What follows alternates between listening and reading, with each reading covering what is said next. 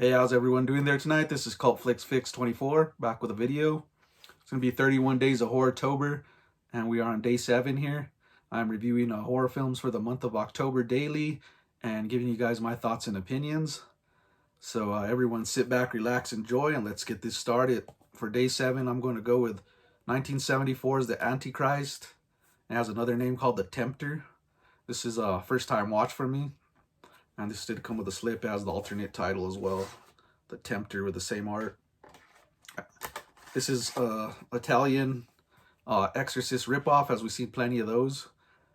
I'm gonna get into the plot real quick. We got like this beautiful young lady. She's pretty much with her father, and they go into this like bizarre, it's like a worshipping saint thing, and she collapses.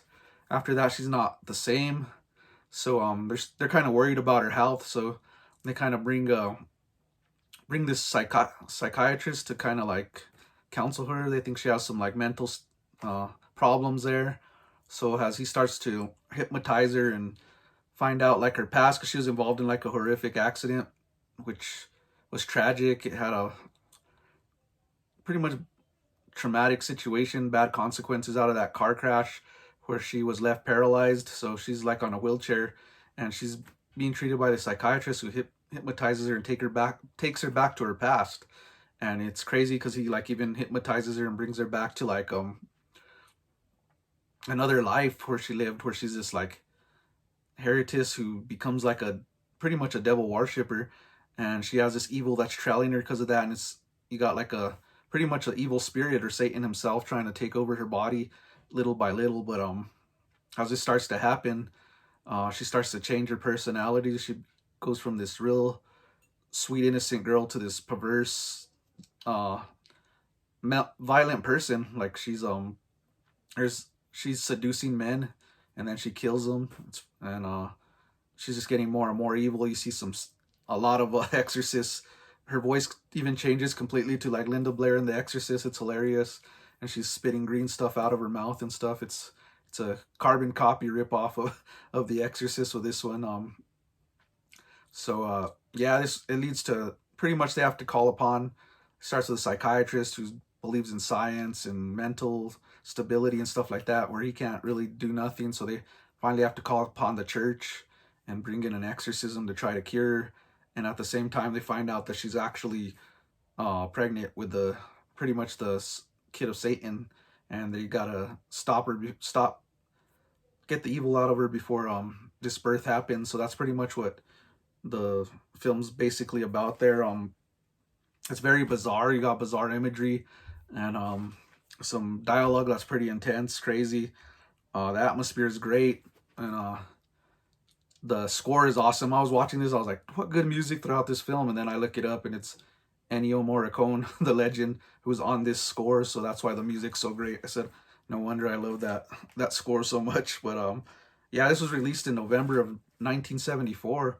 It was pretty much one of the first carbon copy, like I said, rip-offs of The Exorcist, and it does go with a lot of that route. But this one's done so well.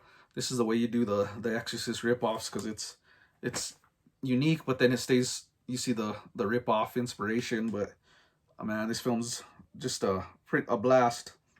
And we also got the director of photography, and he went by the name during this film. Let's see if I could pronounce this, because I'm bad at Italian names, but Articide Massesi. I probably slaughtered that name. Better known as Joe D'Amato himself, was on the director of photography in this one. Can't speak there.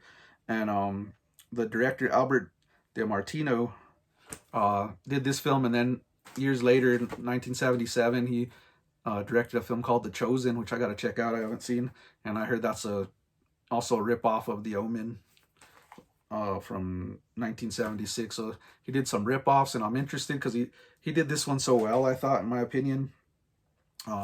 There is some animal cruelty in this. There's a toad that gets crushed, and I guess it was cut off for a lot of years by the BBFC there, and they brought it back now with the uncut version, so it is showed in this one. But yeah, there's an animal cruelty scene in this that's not very good to watch. But other than that, this film was excellent.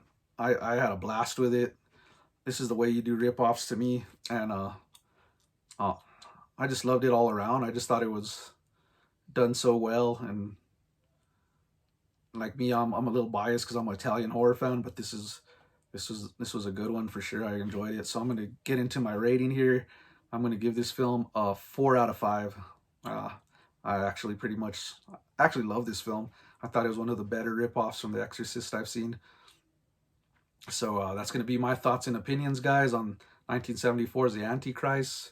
This is 31 Days of Horrortober, Day 7. Cult Flicks Fix 24. Hit a like, subscribe, comment as well. I'd love to hear your thoughts. Everyone have a great weekend out there. Happy October, and stay spooky, man.